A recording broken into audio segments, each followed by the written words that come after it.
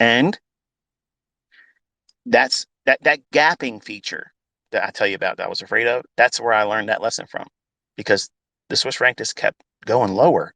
And then in the next session, I'm holding over. It just gaps further against me. I'm like, what the fuck? Clearly, it's got to be done now. Nope. 4 days later, I'm still in there. No stop. No stop. And account gone. So back to saving money, working on the weekend, delivering pizza, getting some scratch capital raised up again, and I had to go back in and do it all over again. And the only lesson I learned from that at the time was don't hold overnight on futures and currencies because the gaps are too much. That was the only lesson at the time that I learned. But now, knowing back what I know now, there's so many things that I understand about price action that I would never have gone long now. As the trader I am right now, and it's not because I'm hindsight 2020 and everybody could be saying the same thing. I know things that I was falling victim to and I was not paying attention to it because I was unaware. I was unaware. My understanding of commitment traders was not what it is today, just simply because the commitment traders were showing long positions by the commercials. That was weeks before, weeks before they had switched to being bearish, net short position. That means if you're looking at commercial traders on a net trader position chart, they had more contracts net short than they were net long. So that means that they were shorting where I was buying. And I was that retail Rick that got his ass handed to him. And I learned years later to look back at that and say, oh, shit, this is one of those millionaire mega trades. And I didn't even see it or recognize it. So understand, this is the guy that you're learning from. Okay. This is the guy that has more understanding today that in the beginning, at that time, I didn't know what the hell I was doing. I was learning all this stuff right then and there. I was learning it. You're having that same right now, that experience right now, but I'm giving you insight that isn't taught anywhere else until they learned it from me. But you can't get it watered down. You have to understand there's a lot more detail to all the things I'm teaching. And just because you're introduced to the idea, don't fall victim to thinking you're ready and go out there and risk money because you're going to hurt yourself. And that small little hurt, that small little loss incurred, and all losses suck. They do. They absolutely suck. But in the beginning, every loss isn't a paper cut. It's like having your arm cut off. You're losing an appendage. You make it like that. You increase it to that level of influence, impact, when it's nowhere near to the degree that you really think it is when you have experience. Look back and oh shit, that was nothing. You're gonna have a whole lot of paper cuts. Sometimes a little bit of gash here, gash there, put a stitch in it, staple it, shut the fuck up and keep going. Do the same thing you've been doing because you just did one small mistake. It doesn't change the model. It doesn't make the model inefficient. It doesn't make it ineffective. It just means that you messed up as the operator. Own it, move on. Don't dwell on it, move on.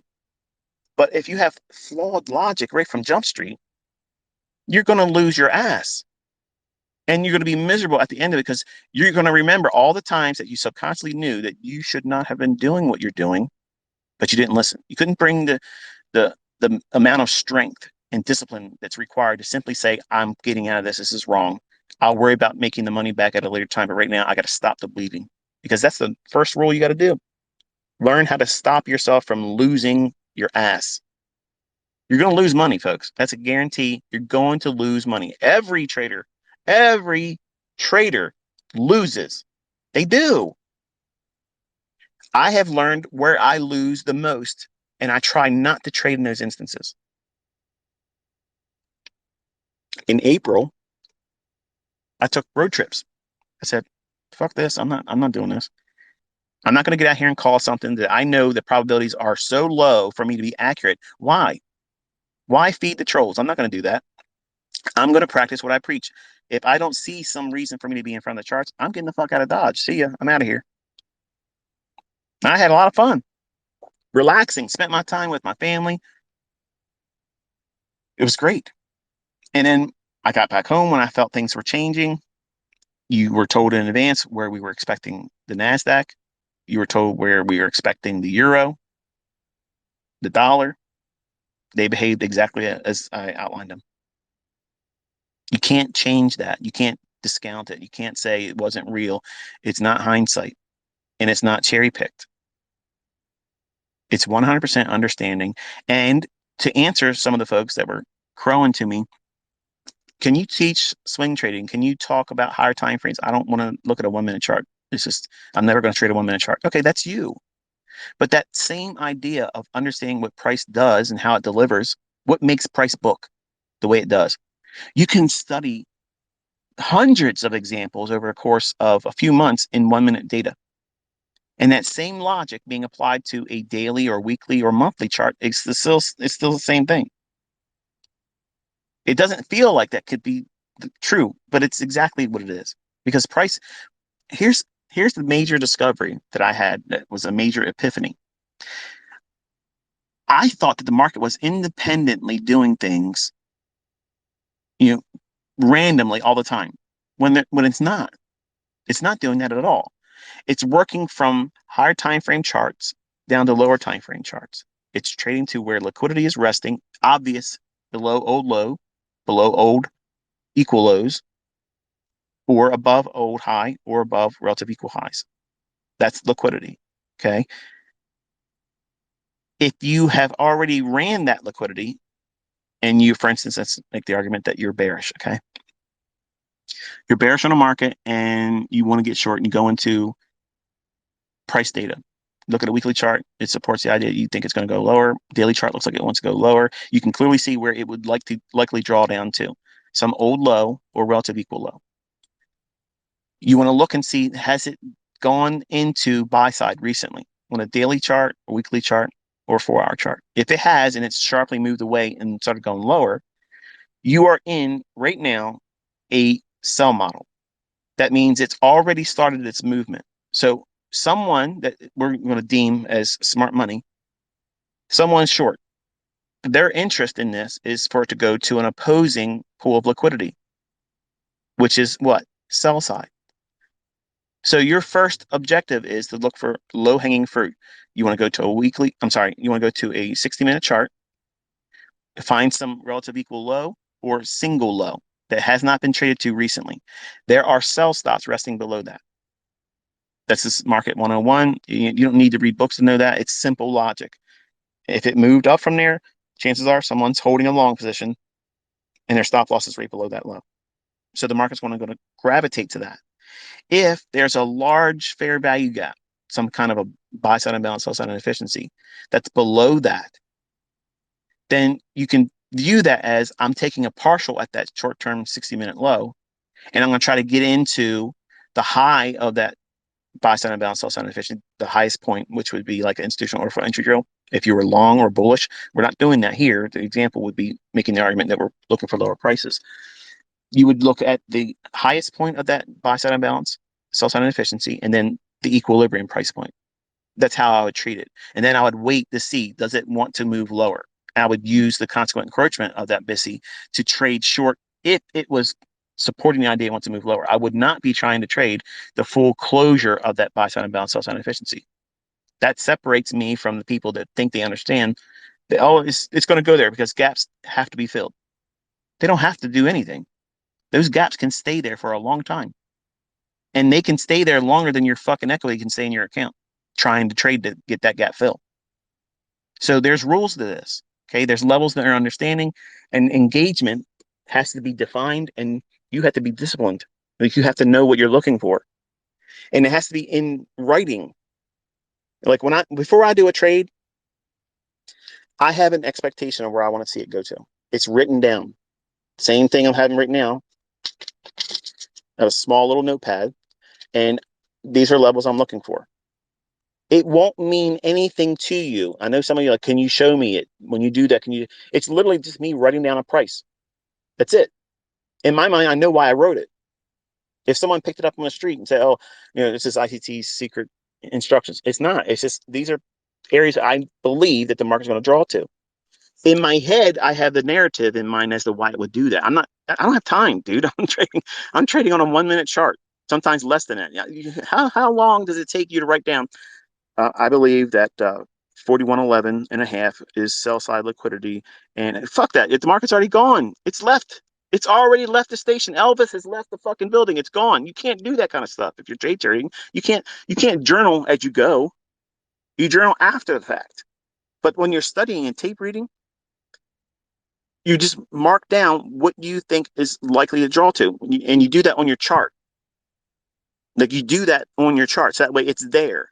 And then you study what you have seen. Did it really do that? How did it behave when it did it? How long did it take to do it? Did it go there and just fall short of it in reverse? All these things are worthwhile studies. But some of the best seasonal tendencies are the ones that fail. I mentioned that in core content when I talked about seasonal tendencies. And that was an observation I really found on my own. I'm not trying to take credit for it or try to make a big deal about it or be dogmatic about it, but when I expected certain seasonal tendencies to behave a certain way in certain markets, when they failed on me, they did it in stunning fashion. Like it was really something to be doing the opposite of. And that was a major help to me when I would lose money trying to go long with what I believed were seasonal tendencies. When I got my ass handed to me, I grew to trust the fact that I can be a short seller because of that pain. When I was taking a loss in a series of losing trades, trying to force my will on a seasonal tendency that I thought, like, don't look at these seasonal tendencies as a panacea. They're not be all end alls. They're not going to be cast in, stone where it always works. They don't always work. And while I wanted to see the indices present that opportunity, when I was going through social media, everybody was expecting it to go lower. Even the news was talking about, oh, stock market's going to go down. The stock market's going to do this and stuff. No, I'm aware that the debt ceiling was an issue. I was aware of all that stuff. We talked about it. But the technicals, the price action was showing us that it wasn't willing to do so. It had unfinished business on the upside. So because of that, we've been maintaining our focus on going long. And for the folks that don't pay attention, you see them. They're the same individuals that tweet like, but what about the seasonal tendency though? I thought we were supposed to go lower though. Okay. There's a there's a measure of common sense that you're going to have to use when you're learning this, especially with me, because I don't have patience for stupidity. If you are not paying attention to the fact that I'm looking at these markets and calling higher prices, I'm pointing your attention to this particular level. I'm looking right there. If it does this, it comes down and treats this fair value gap as an inversion fair value gap. I think it's going to go up to this buy side liquidity. It's going to go up to this premium volume imbalance. Does that sound bearish to you? If it does, you missed the plot. Go back and start from square one, because I wasn't trying to get you in shorts. I was taking your attention, pointing to those weekly imbalances. Why? Because that's the macro perspective. That macro perspective sets the tone for the market is willing to do the opposite of what I wanted to see. Well, I wanted to see the seasonal tendency. I wanted it to materialize, but because it was stagnant, it was just chopping around. In April, while I was down there sitting on the beach, I'm thinking to myself, you know what? It would be just like them to not send it lower. So where would I want to look for if price wants to go up? I need to take a look at that weekly chart again. And then that's what I shared with y'all. None of my tweets get deleted. They never get deleted. I don't edit them when I mess up and fuck up something or I misspell something. It is the way it is. Okay. Go back and listen to the Twitter spaces. Okay. People take them and they put them on their YouTube videos or channel and they monetize them. I don't give a shit. Make money on it. I don't care. Don't take my videos. And folks, Travis Forex, I'm letting you know your channel is about to get the fuck pulled down on YouTube. I did not give you permission to translate my shit into Spanish. You cannot take my fucking videos and translate them. Okay. I don't give permission to none of that shit. So your whole fucking channel's coming down. It's done. So when I took you through those mindsets of looking for seasonal tendencies, I was not forcing my will, which is what I would have done as a 20-year-old. As a 20-year-old, I would have been like, yeah, this season is going to work. I'm gonna do it. And I would have went into what the media and the news have been saying. Oh, the debt ceiling's not going to be raised, or we're going to default. Personally, I'm going to be honest with you. I wish we would fucking default, because that's what it needs. This whole system, okay, just needs a fucking enema. It needs an enema. It's the stock market should not be where it's at right now. Okay, it absolutely should not be here. It is. It's not sustainable. But you can't look at that from common sense perspective and apply it to charts. You got to look at who can we hurt the most. And since the public wanted to sell short, one of the ladies that follow me, she's one of my students. She's like, "Is it time for the seasonal tendency to come in with lower prices now?" I said, "No, I think we need some more altitude first." And we climbed.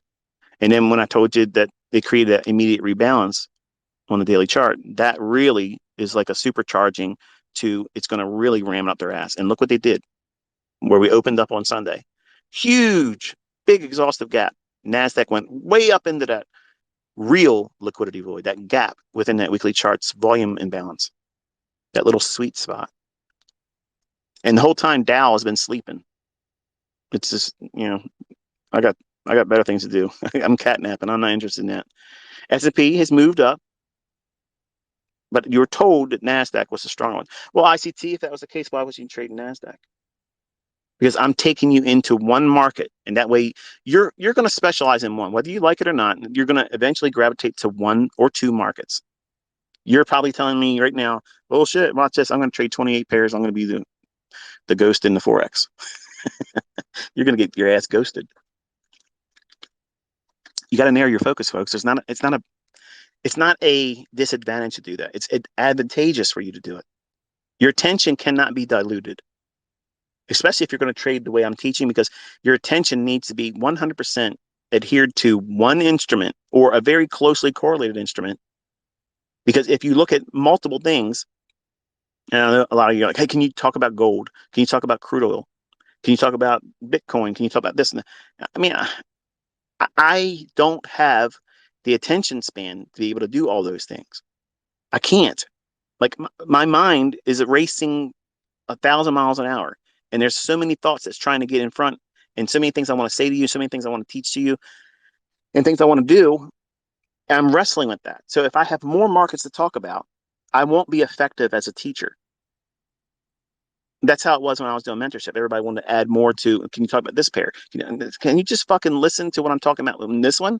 Because what I'm teaching you in this one works in all of them. It works in all of them. So just slow your roll your sleeves up and say, okay, he's giving me what works. I'm not getting the flavor that I want, but it still will fill my belly. And I'll learn how to do this on my own market of choice after I learn how to do it, what he's teaching. That's the proper mindset with me. It's not have your way mentorship here. Okay, we're not doing to let's take requests. That's not how this works. Okay, to be effective, I have to do what it is that I know and not be distracted by it, because I'm easily distracted. I'm very easily distracted, and maybe some of you have experienced that. Trying to learn this, it's easy for you to want to be doing something else.